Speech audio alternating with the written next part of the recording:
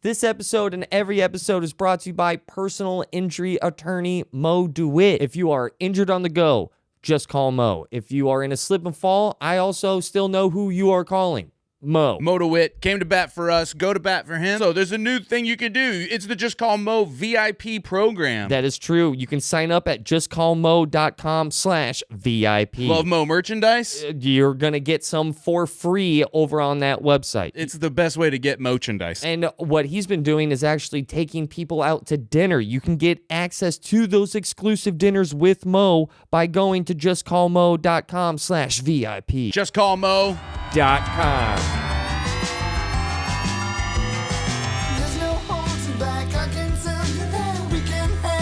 Baby, yeah.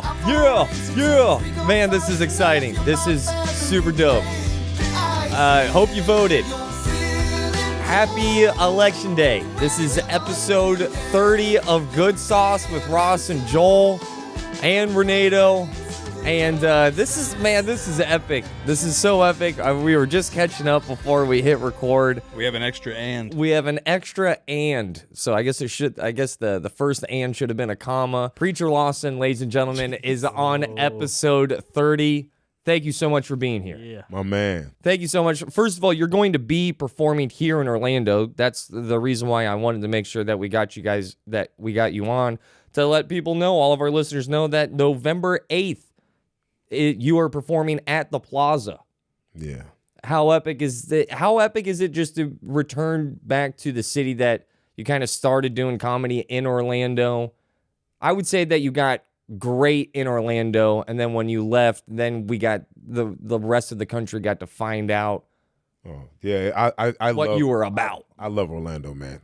That's why I came a few days early. Just say hi. But it's just been, I think there's a crazy amount. Everyone's a comedian now. Everyone has a podcast. Everyone has a podcast, and everyone, So, before it was like a really cool place, like to have like so many different mics. Now everyone has a bunch of mics, but like this was, I started in Memphis. Memphis didn't have a comedy club. Nope. And then I went to Portland, Oregon. Portland, Oregon had, a nice comedy scene. It was a really good comedy scene. But when I came here, I just like, it's just, it's different. Everyone has their style, and Orlando showed me a lot of love. It's one of my favorites. It's probably my favorite place to perform. So I've always thought this, and I'll put you on the spot to see if you agree or disagree, because there's a large part of my brain that thinks Orlando is the most talented city per capita. Not saying it has the best entertainers of all time, but per capita, I don't know if there's you can't get too much more talented. Because if you go out to LA, you have some of the biggest talents of all time. However, there are a lot of bad entertainers out in LA. If you go out to New York, there's a ton, the greats are out in New York, but there's also a lot of bad entertainers out in New York as well. But here in Orlando, and I would have to partially blame the theme parks for this, there's just enough entertainers that are working all the time, getting this stage time as their 9-to-5 job. Plus you throw in this little artsy fartsy cold brew matcha drinking scene that is in Orlando. So there's so many open mics. I think if you grab the population of Orlando, it doesn't compute to having comedy showcases or comedy open mics 8 times a week. The population doesn't match up with that. So I don't know. I know I'm biased towards Orlando because I would maybe say second to Vegas. Oh, it's so funny that you bring up Vegas though, because that's the same business model. It's like adult Orlando. Yeah, it is. Non-human. Exactly. That's exactly what it is. It's Orlando, but with sin. Yeah. I lived in Vegas Dry for Orlando. 8 months, and I was hosting for America's Got Talent in Vegas at the Luxor. And that was I love Vegas. Like, Vegas is like, when you think of Vegas, a lot of people do the same thing with Orlando. They think of amusement parks. You think of Vegas, you think of strip clubs, casinos, and all that. But it's like, right outside of that, they got like the downtown is super dope, really artsy. It's like I used to go there and have this macaroni, this cheese Dorito pizza, Oh, He said, God, bro, dude. it's right. You That just sounds- said a bunch of words I've never. Vegan. Yeah, it was like it was just vegan macaroni, I didn't know you could do that. Dorito cheese pizza at this one spot. It was just like I used to go there all the time, and then it's like it was you get to know. It was just awesome. You know what I mean? It was. It's like a pizza vegan paella. yeah, Just like 19 things that'll probably taste good together. Now, America's Got Talent. How much does that program mean to you? I think it's dope, man. I mean, I wouldn't be where I'm at without it. So I think that it was pretty cool. It was awesome. It just brought me to a new world. Finalist, what year? Like 2017. You had to. It must have been bittersweet getting what it was second place. Yeah, I didn't get top 5, but people think it's second. I just keep letting them think it. I should. No. I don't know why I say something. But, I would double down, lie, and say that you won the damn thing. Yeah, I think I won. Yeah. mean, I won it. Which If you time? think about it in terms like you made a bowl game. I think I'm gonna start. yeah. Yeah. You were in like the Chick-fil-A bowl. No, listen. We knew she was gonna win. We knew because that's how the script was written. No. It was in No. the stars. Yeah. The No. prophecy. But no, the numbers on YouTube, we were all laughing. Like, it was just funny. That they were like, line up right here if you want to, line up here. And then whoever gets eliminated, we don't know till tonight. It's like, well, it's not going to be her. Like, she's like, number one on trending. And it's also weird that if you are like, if the program, I would think that like the showrunner's like, oh great, we have to knock out the little girl. Yeah. Like that's not gonna boost your likability for. There was a this show. one girl on there, Evie Claire. I'm still cool with her, and her fam today. She's like, she's like married with a kid now. She was 14 on the show. Now she's married with a child. Wow. So how she beat me? Yeah. That's crazy. You had to have known though, just being on that program and it was going well, being one of those finalists. Okay, I thought you were talking about how she's gonna get married. After. Yeah, no. Actually, I didn't know. No, but Whoa. you had to have an idea that like, oh man, this is a game changer. I didn't know till the first episode. I really didn't, and I never thought I would. I wish I would have went in with a different mindset. I thought I would be X the first round. I was like, if I could just get on that show and then I can get on it and I can headline Bonkers, that'd be fantastic. Yeah. That's all I was thinking. I was like, if I can get on it one time, and then I got to the second round. I was like, oh cool, I got to the second round. Whatever, bro. I didn't make it to the live shows, and I made it to the live shows. Like, oh snap! Like I didn't think I could ever do that until I got to the finale, and I was like, well, I'm out of jokes anyway. But That worked out well. yeah. But I think that I always like I didn't go to. What was your question? Who would you vote for? I believe that was going to be the next one. But do you think your mindset had something to do with that? Because you were like, oh, I'll just do this and then I'll be able to like headline Bonkers, like you said. Yeah. You were just. I just wanted. I hanging didn't. out. Oh, that's what the question. You asked me how big I thought it was. I didn't know. I just didn't know. And then when I first got on it, and I think I gained I think I had to turn my notifications off for the first time because it was too many. That's dope. Right, And You can turn them off. yeah, you could.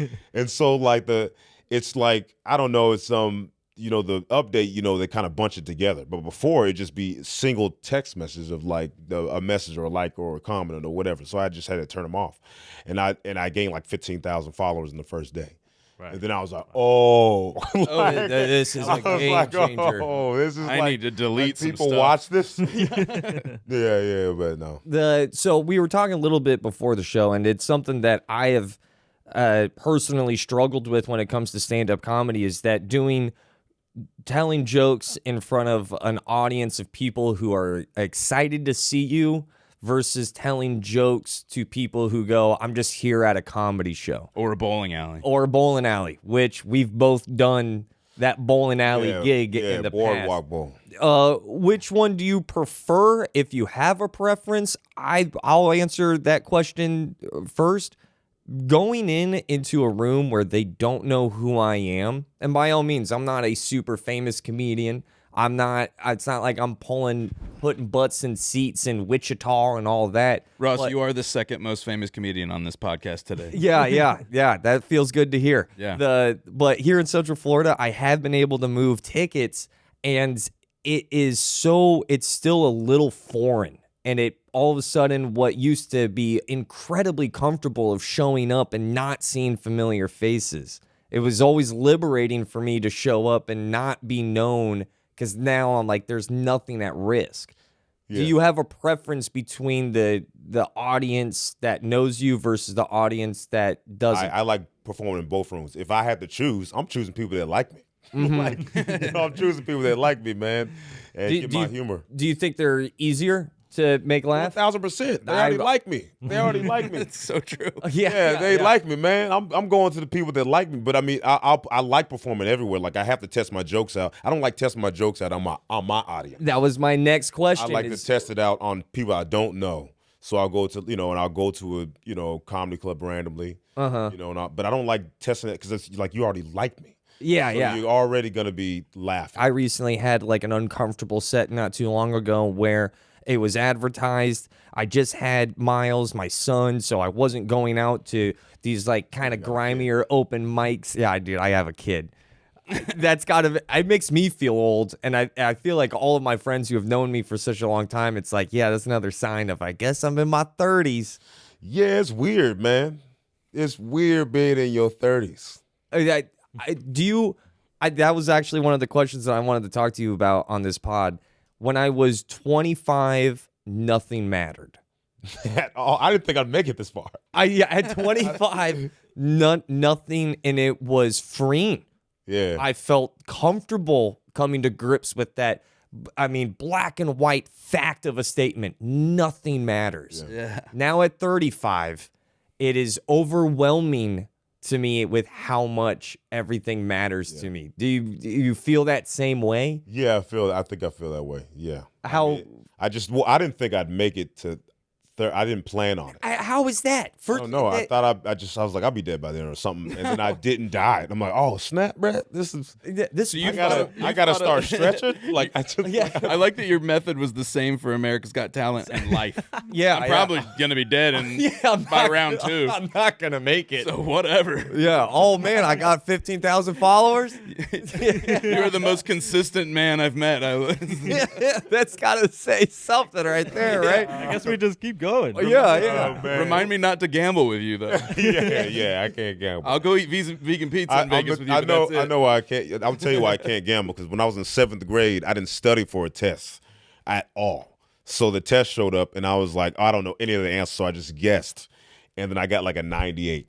Oh, really? Yeah, so I was like, obviously, that's my superpower. Yeah, I'm great at guessing. And I just failed the next 5 tests. Like, That's how I felt about stand-up. The first time I just guessed what a good 10 minutes would be, and it went well, and I was like, I'm a genius. And then I bombed 5 times in a row after that. I was like, oh, no, I'm not. Yeah. Those were my friends. What was the last bad show you've had? The last bad show, I got booed off stage. Was it an actual boo? Yeah, it was a boo. I definitely got booed. I've never been booed before in my life, and I was like, "Oh, this is a boo," And it caught on. That's yeah. Was it jarring enough? It was like how many booers we talking? I don't know. It was them. Number with a comma? Are we talking about 1,000-person boo? It wasn't 1,000-person boo, but there was 1,000 people there. But it was just people that didn't like me and people that did like me, and then the people that didn't like me, they were like, "Let me just let you know." And ruin it for those who do. Yeah, because the people did like me. There were people laughing, but it wasn't the worst that I've ever had. It was just the first time I've been booed. Well, could it be a fun boo? You said what? Was it kind of, there's some joy in the boo? Like, Nah, man. No. There's no joy in the boo.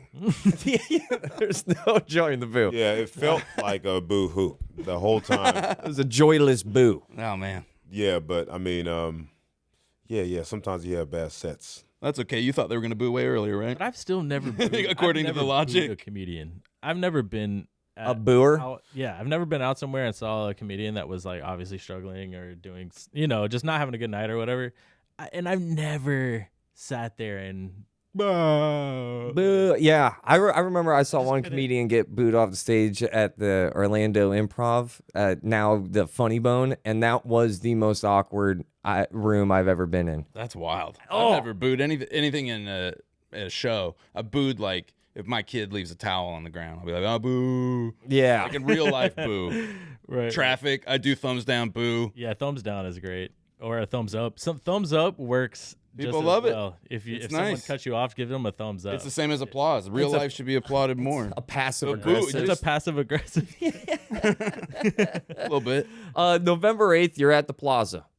Talk to me about doing shows with your family. That's part of me is like, that's a dream come true, but that really depends on your family.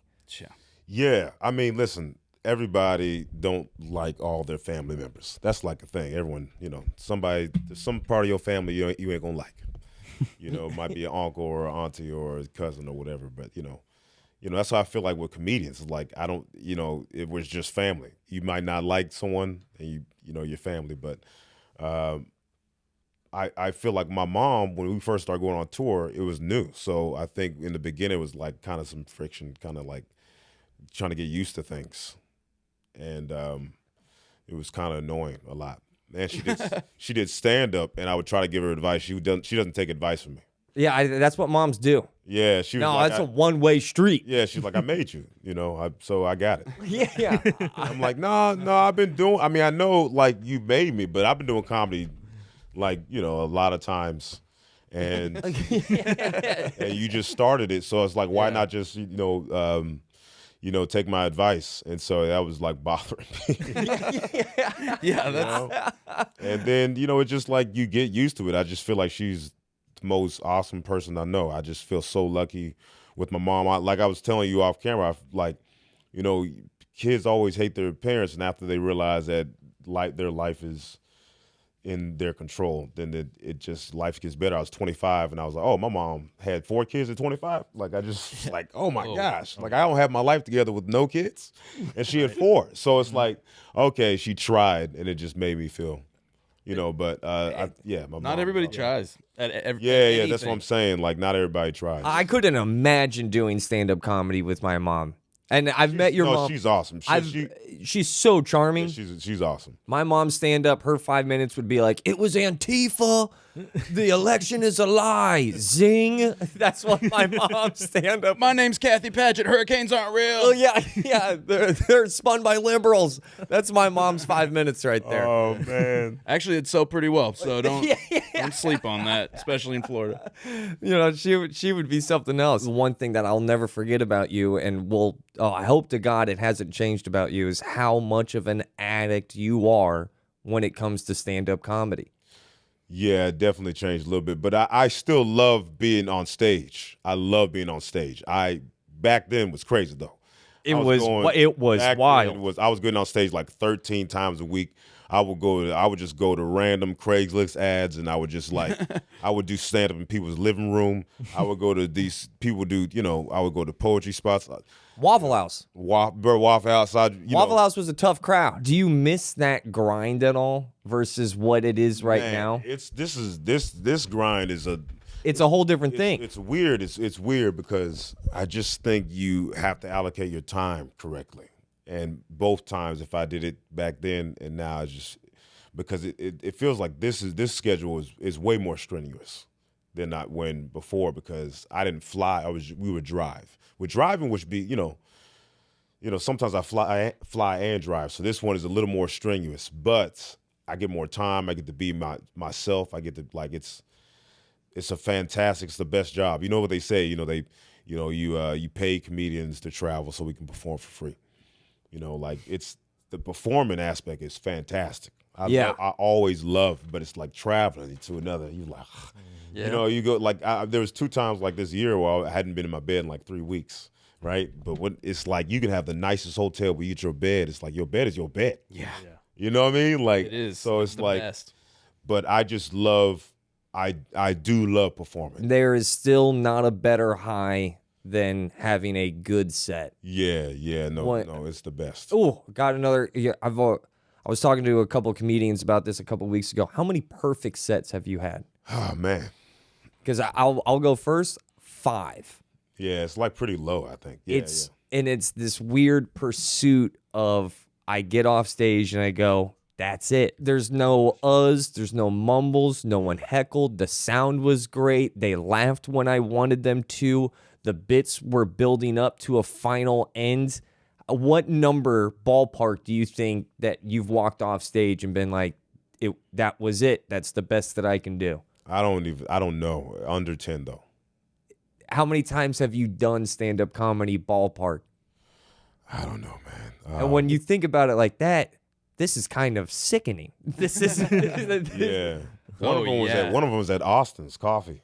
that I remember that like where I was like last or something, and there wasn't that many people that showed up, but there was an audience that wanted to laugh, and I went up and I was supposed to do 5. I ended up doing 12 minutes, which at the time huge. was like I did 12 minutes. Yeah, You know what I mean? Like, and I just kept going, and a lot of things, like I remember I was, putting jokes together, and it was just feeling like this flow. And I have one of my favorite stand-up comedy moments there was seeing who I thought was the funniest person I've ever seen live. So I was doing Austin's Coffee open mic, and then all of a sudden word got out.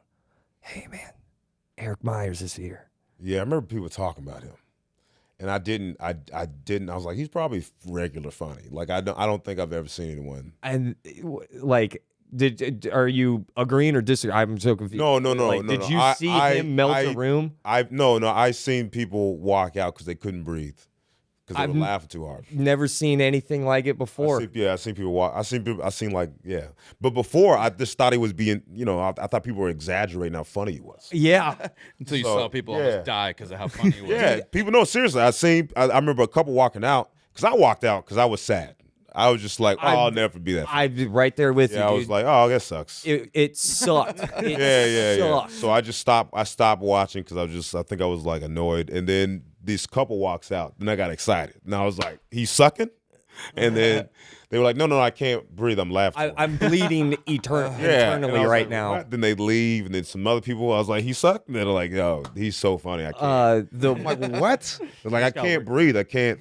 He's not letting me catch my breath. Yeah. I was like, what? He's making you laugh so hard you can't. I just peed my second pair of pants. Yeah. It's like, you brought 2 pants, man. Yeah. Rest in peace, Eric Myers.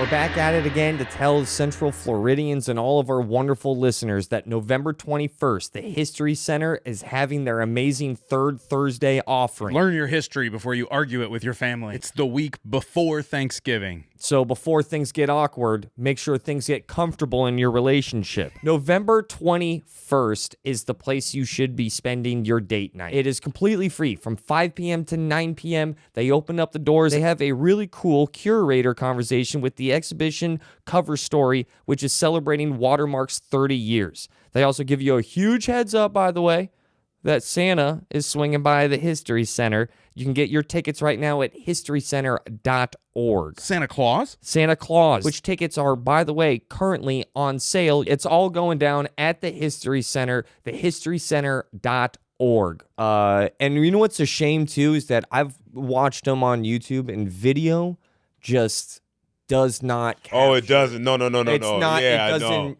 I know. And I know. I like did that too, where I watched it and I was like, people are never gonna know. I've always felt like there are some comedians that are perfect for late night, where it's so joke focused. And then there's other comedians who like you just got to see live. And I will compliment you here. Yeah, I don't know, man. I feel like you feed both of those mouths very well. My man. I appreciate that. That when sometimes sometimes I've bombed on TV. Actually, one time. Which time? It was one time on Jimmy Fallon. I bombed.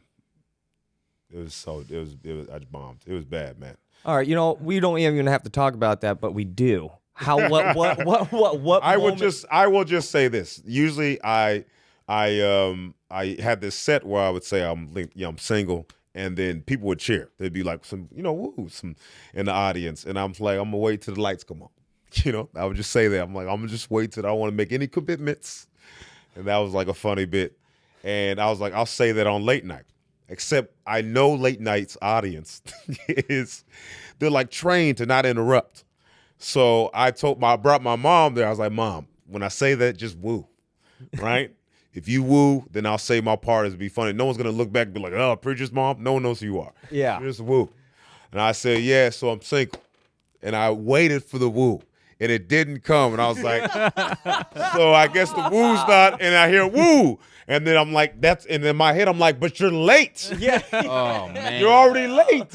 No. So you ruined. And now I didn't, my rhythm's off. And so I was like, okay, well, I can't do this part, so I jumped into like a different joke, and then I was like, oh, that didn't go as well. Let me take the funniest part of my bit and bring it up early. Yep. And then I did that, and I was like, oh man, I just switched my jokes, and the teleprompter saying the joke that I'm supposed to be saying, and it's like, I was like, man, I'm just stuck right now. And then I messed up the best joke, and then I was like, I'm bombing. I'm bombing right now. I'm bombing. Dude, it's like And that. I'm still doing my joke, but in my head, I'm like, Mom, why didn't you woo? You should have wooed when I just. And then I do my set, and then I shake Jimmy's hand. I was like, I'm sorry I bombed, and he was like, great set. And I'm like, hey man, but I'm like, Tell that to everyone, Jimmy. I feel like you are best of both worlds in so many ways, Preach, is that you have benefited from America's Got Talent, but you've also benefited on the grind of open mics and all the way up to the early stages of Kill Tony. When you first moved to LA, what year was that? 2016. And 2000 now, and if I remember correctly, did not go hot that first time when you moved from Orlando to LA. Oh no, the first time. First, I want to talk about the yeah, first I was time. 20. I was 20 years old. So that was probably like 3 years ago. Yeah. No, yeah. So 13 years ago, man. So I moved to LA, and I was there for like 2 months. I wasn't even in LA. I was in like Lakewood. I think it was like Lakewood or Longwood, something like that. But I was living with my cousin, and I was in a garage. So there you go. It should end there. Yeah, it should I end was there. sleeping in a garage. Those were all the good parts. That was very nice of her to let me sleep in a garage. I mean, I definitely paid her, but In LA prices, $2,000 a month. but it was fine. It was fine. I was like, I had my air mattress. That's crazy. I'm like, think about that now. Yeah, But because she was nice enough to let me sleep. I mean, she didn't have to do that. the origin story that I have in my mind for your big climb was you moved out to LA. You were there for I know you just said it, but not for too long, but 2 months. 2 months, and I then called my brother up, who he moved to New York. We both moved. And then we were talking about how trash our situation was. He was like sleeping on the floor, and there was rats crawling on him. And then we were like, you want to go back? He was like, yeah, bro, let's go back, man. This is stupid. then you're back in Orlando. They called us the Loser Brothers. Well, I was. Tim Pupo, Nick Pupo. Yeah. He said, oh, the Failure Brothers. Yeah. So I never. Oh, man. It was funny, though. It was funny, and it was like, that was Nick. But you just. I hope you give yourself props and credit for. Yeah, I don't know how long you stayed back in Orlando after, touching that hot stove that first time in LA. Yeah. But there's About 4 years, 4.5. I can tell you, and that's when you and I started kicking it a lot more. Yeah. I give you props for sleeping on an air mattress for 2 straight months. Yeah, I did that recently, and it man. was like near It's death. It's almost better on the floor. Yeah. Yeah, because the first week it's still like a firm mattress, and then around that second week you're like Oh. sleeping on a ball sack. It also depends on which air mattress you have. Sometimes you wake up and it's Ballsack City. Yeah. Then it gets sad. Like Your elbows are touching the ground. yeah. I'm dude. sorry to interrupt. I know you're talking about stand-up comedy, but like that hit me. Yeah. It's like, you slept for 2 months on an air mattress? Only a 20-year-old Yeah, I mean, it was body worse, can- though. It was way worse the second time. Oh, yeah. It was way worse. Talk about things that are different in your 30s and 20s. Air mattress. Yeah. Yeah. No joke. I'm in my 40s. I won't even do it now. But when there's such a small percentage of people, Preach, that would go back. And I don't know if, like, after those 4.5 years of being back in Orlando, I don't know if anything dramatically changed, but I had a conversation with some dude in Fort Myers. It was a comedian. Because I went back, and I kind of gave up trying to make it as a comedian. I was like, I'll do comedy. I'm always going to do comedy, but I'll do it like how people do karaoke or poetry. But I was like, I'm never going to, I just... what was that conversation like that happened in Fort Myers? So there was a guy, I forgot his name, some, black dude with he had a mole on his head. I just remember that. I just remember it was a big All mole. right. We'll call him Mole. Yeah, I'm not going to call him that, but just describe the way he looks. But no, he was. I did the first show. He gets off stage, and we're about to do the second show in between. He's like, "What are you doing in Florida?" And I was like, "Oh, I'm doing jokes." What do you mean? He's like, "No, what are you doing? Like, go to L.A. or New York. You should go." And I was like, "I don't have to. Like, it's not the '90s. It's not like Yeah. You don't just go on the late night and you blow up.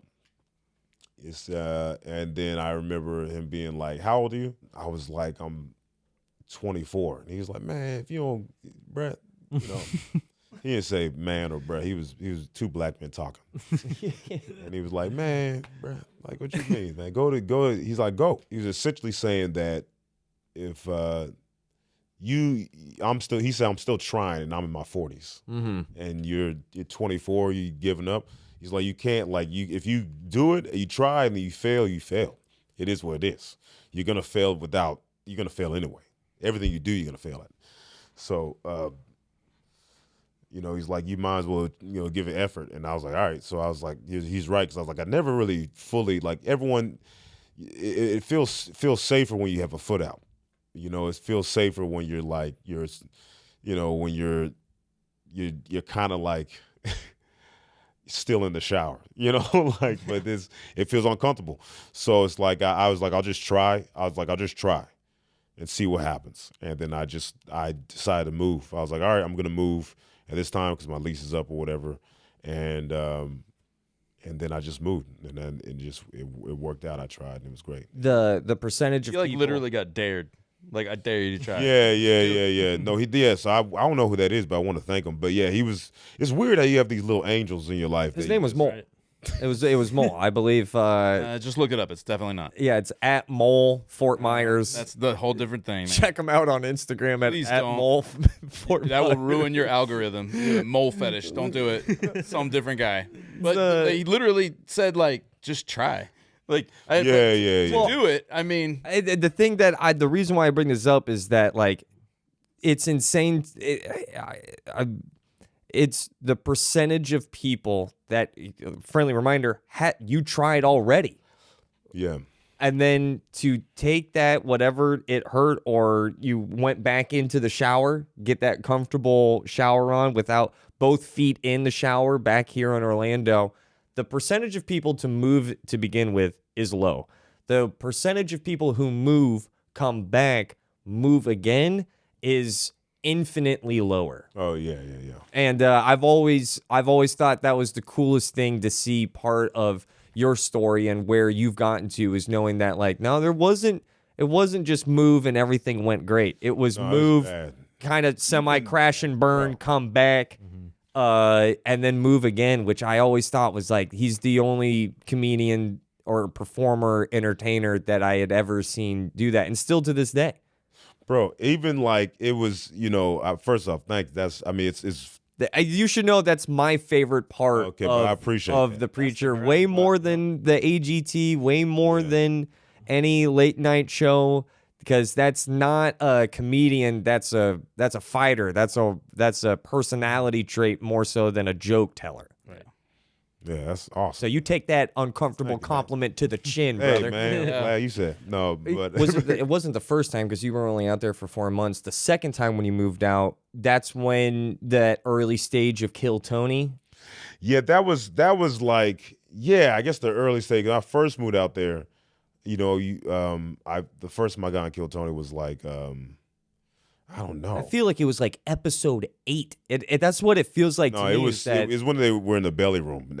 They're massive now. I remember like people telling me after shows, after my show, well, they paid tickets to see me. They'd be like, "Yo, you got to get on Kill Tony." And I was like, I've been on it like 4 times. Yeah. I didn't know. People kept telling me that, and I was like, "Oh, is this show blowing up?" Like I never even thought to go look. You know what I mean? I used to watch it, and that was one of the only shows I would watch at the Comedy Store, because I didn't like watching stand-up as much because I was in stand-up. Yeah, it was a show about stand-up for stand-ups. Yeah, so it's like that was a fun show, because I just think he's like really quick, and the show is the banter, and it's a lot of roasting. It was it was mean, but it was. I always look. mean. Yeah, it was definitely. It's like, if you should know before you go on that show. And it was on the playing field. Like, I feel like the meanness on there is, going in, this is what it is. That might happen, and that's part of the show. I always looked at Kill Tony as grabbing the best part about going out to open mics, which was the bar outside of the stage, and then putting mics on all the banter at open mics and trying to capture all those funny moments of comedians roasting other comedians. as yeah. the football game is on outside of the open mic. Yeah. Could you That ever was such a fun time. biggest audience you've ever performed in front of? Wembley Stadium. Let's go. How? What is that? AGT? I think, BGT. But yeah, that was around, I think, 8,000. I like how they just changed the acronym. That checks out. Yeah, Britain's Got Talent. Yeah, That is yeah. correct. And how many people was it? I'm sorry. I think it was like 8,000.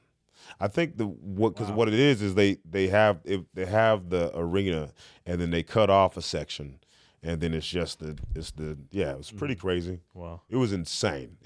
Honestly, it's one of the coolest feelings performing in any amount of people, any room. It's really good for different reasons.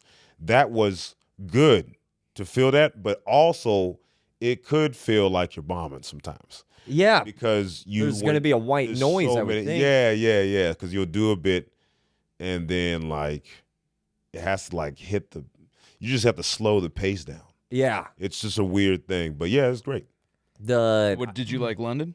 Yeah, I think London was. It's fantastic. It's reminds me of Portland. Weather-wise, for sure. Do you get like any? Because I'm a big venue junkie myself. Like whenever I got to do I opened up for Joe Coy, and I got to Fantastic. do. Shout out to Joe Coy. God, man, He's awesome. when I did that venue, it was the Peabody, and it was just under. I think it was around 2,000, underneath 2,000.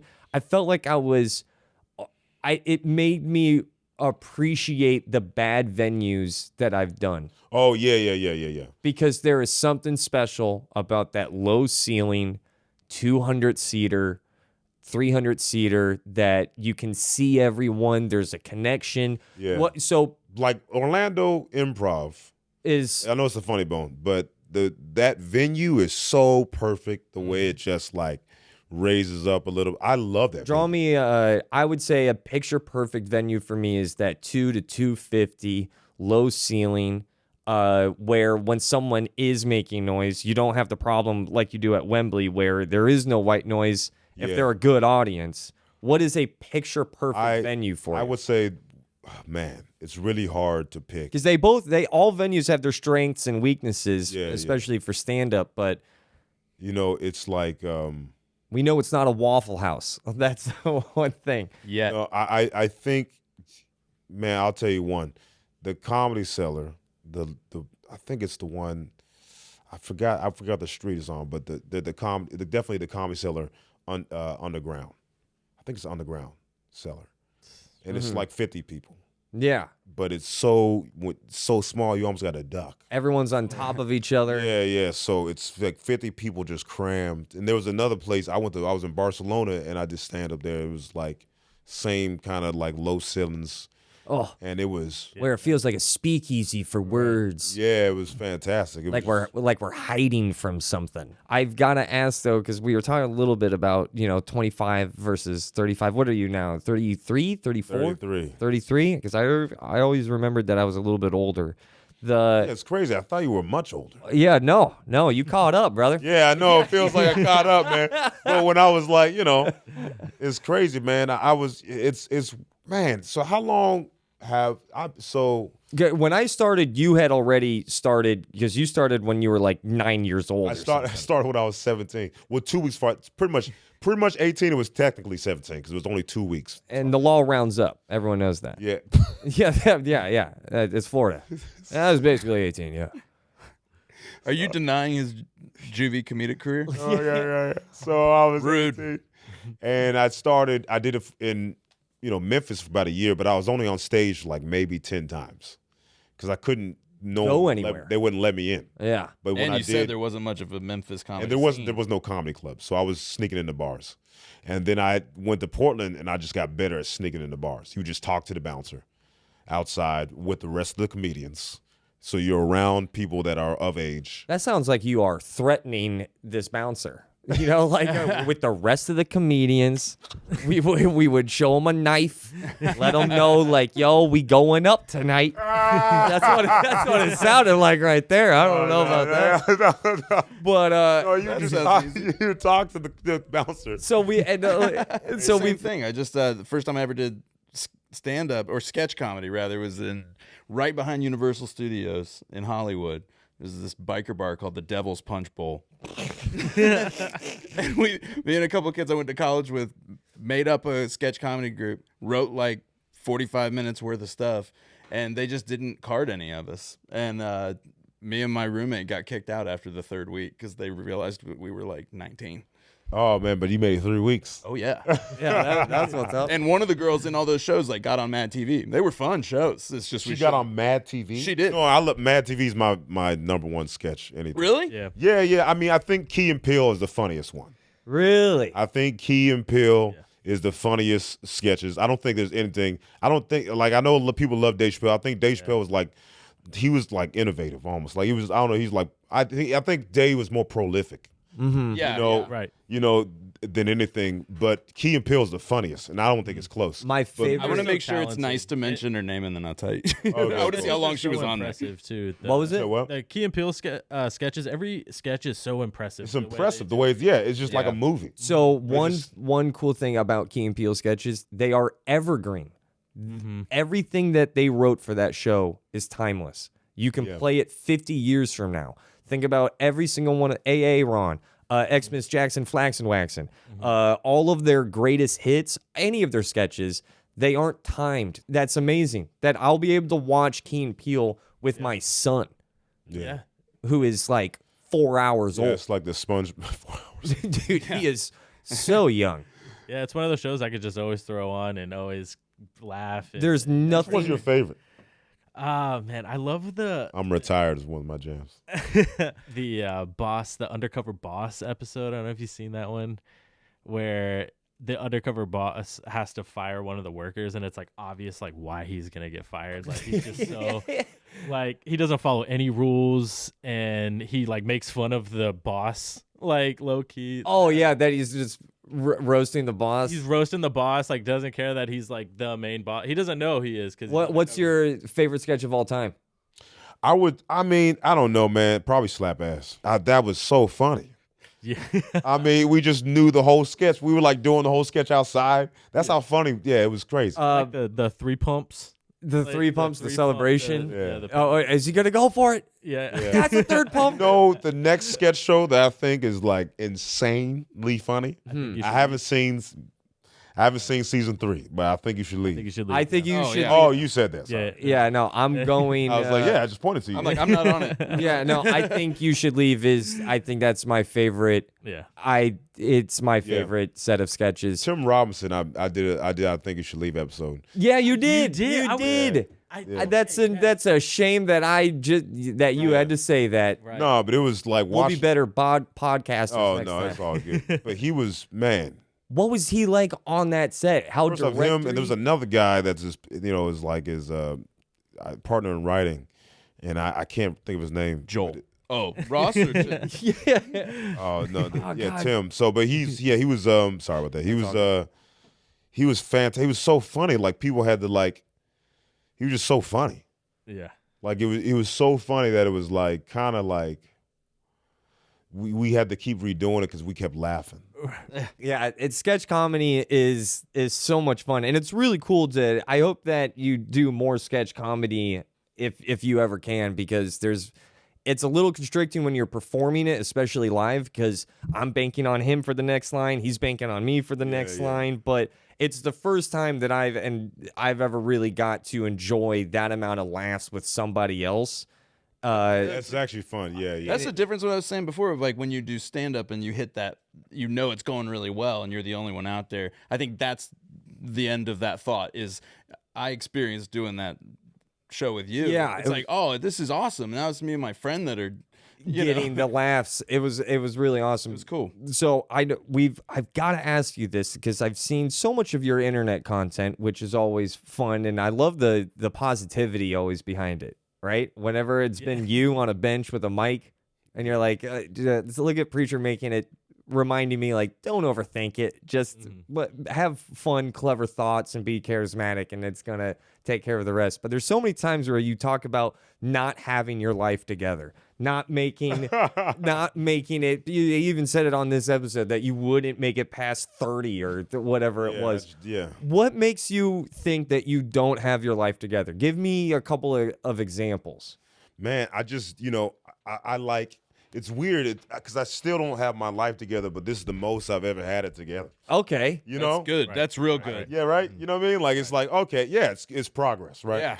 But, I just feel like I should know more. More about You know what I mean? what? I just feel like that with anything in my life, though. I just feel like I should be in better shape. I should feel like I should read more. I feel like I should sleep more. I just always feel like I can do better. And because the finish line is always moving. But- Do those thoughts, because I think you're better at implementing those thoughts than I am, but I also have those thoughts as well of like, I always want more. I'm afraid, and it's kind of sad, all right? I'm a little afraid of being content, because the second Yeah. I'm content, what's the difference between being content and lazy? You know, yeah, to me, that's how I feel. Branding. yeah. It's As just someone who transitioned from one to the other. like I'm so afraid of that C word of being content, because I still want to stay hungry. I still want to go out to shows. I need to go out to, these comedy clubs out in the Midwest this year, even though they're not going to be too great. These loony bins that like, I have to do it or else I don't want to grow dust. How do you agree with that? You said that you don't want it. Are you afraid of feeling too comfortable? No, I just don't want. It makes me feel good to progress in anything. Mm-hmm. I just want to, like, I'm doing yoga now, and I can touch my toes easier. It feels better. Like it's just like I feel like writing. I've been writing. When I was 9, I used to write every single day. I had binders. I had multiple notebooks and inside of binders, which is crazy. You used to. I remember those. And they were ugly. Yeah, They looked like they would always get wet. Yeah. They were all wrinkled. Oh, he's got his weird looking like ghost book. that he Yeah, carries yeah. around. Still writing down thoughts. Yeah. So, but I used to write every day all the way up to like 19. And there was this girl I was dating. She was just crazy. She was drunk. And she threw my stuff out in the rain, right? So all my jokes were ruined. Why did I bring up that they were So- wet? So that's what you did. And so I just stopped writing jokes after that. I was like, if I thought of an idea, I would write it down, but I wouldn't sit and write anymore. I just wouldn't. Right. So I would just wait, which that's like the laziest thing you can do, is just wait till you're inspired. You're always going to be inspired randomly. So, but the trick is like to train yourself to be inspired when you need to be. It's the same with like motivation when you like going to the gym or whatever. People don't go to the gym because they like it. They go because they're like, I have to go. Right. So I think that, I started writing recently, and it's just like you get better. I need to think of a third special. I got like 50 minutes. I got 50 minutes I like, and I'm filming in January. So I got the rest of this November, December, and I'm filming. Wow. So I got 2 months It's gonna be on to Netflix. think of like 10 minutes. No, I don't think Netflix. They don't want me. It's all good. I mean, I don't know. They want this next one. We'll see what happens. I don't want to talk trash, and then they're like, "Well, we're gonna hook you up." But no, I don't think They listen to this every week. Yeah, so they don't probably say do. anything. So I mean, I don't know. I don't really care about. I don't care about who takes my special. I just want it to be funny. Yeah. Yeah, you just want a good one. I don't want to. Yeah, I don't want to. I want Netflix to take a bad special. Like my main focus is to make it good, and after I make it good, I'm like, hey, do y'all think it's good enough? And then if they're not, then it's like I'll put it right here and let people judge how good it is. Yeah. I would But- love to see a Preacher Lawson Netflix special. That's all I'm saying. Well, I mean, you know what's the difference between a Netflix special and another special? The platform. You have those comedy specials out there. Definitely. What is it? My Name is Preacher. Yeah, I just dropped that in March. Definitely give that a go. What city are you gonna film in? It's gonna be in Portland, Oregon, actually. All right. And lastly, I didn't.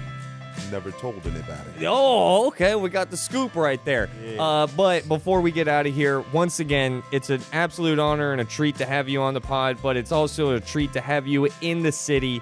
Go see Preacher this Friday, November 8th, at the Plaza in Orlando. That's the reason why he's here.